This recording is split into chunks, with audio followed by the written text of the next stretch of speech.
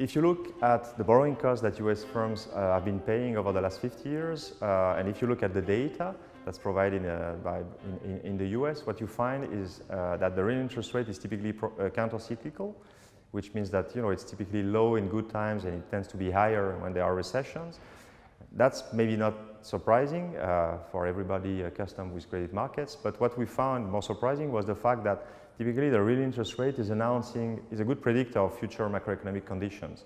So typically what happens, the regular pattern we see in the data is that if you observe low real interest rates today, this is announcing higher levels of GDP, consumption, investment and other macroeconomic variables 4, 5 or 6 quarters down the road. So explaining why the real borrowing cost is countercyclical and as this leading indicator property is really a challenge for real business cycle theory, which typically predicts that the real interest rate is procyclical, not countercyclical.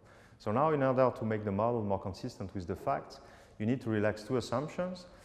The number one, which is not very controversial, is the fact that credit markets are functioning with frictions because you need to bring some collateral. So in order to be able to borrow, you need to bring some collateral, financial guarantee, usually in the form of real estate. So that's the first assumption we need. We need also to relax an assumption that is usually but implicitly made by literature, which is the fact that the real interest rate is actually predetermined, it's fixed. So when you borrow today, you know the terms, the interest rate you will have to repay tomorrow. But in practice, many loan contracts have this variable rate component, and that's an important assumption we need to make in order to explain the pattern in the data. What happens is that when you relax these 2 assumptions, so you allow collateral to be important and you allow for a variable interest rate to be a form of loan contract, then you can explain the data, but it also opens room for multiple equilibria in order for expectations. So when we take the model to US data, we show actually that the expectation-driven part of interest rate dynamics is quite significant because it can explain around 25% of the variance of GDP and other macroeconomic aggregates. So it's not only a theoretical curiosity, but it seems to be there in the data. There are a few caveats in this analysis. The most important one is the fact that the model is rather silent on the sources to these shocks, to the real interest rate, because the model is real. It doesn't separate nominal and real magnitudes. So, of course, you can think about 2 candidates to account for that. The number one candidate is monetary policy because it's affecting inflation. So in a world in which people write down nominal debt contract, moving around inflation means that this is going to affect real interest rates. And perhaps the expectations about future real interest rates are partly driven by forecasts about inflation.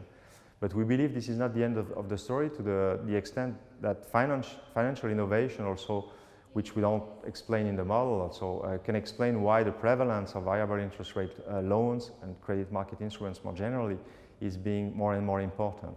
The takeaways from this analysis are the following. So first, in theory, we show that combining collateralized borrowing and variable interest rate loans make some room for expectation to be an important driver of not only the interest rate but macroeconomic outcome, GDP, consumption, investment.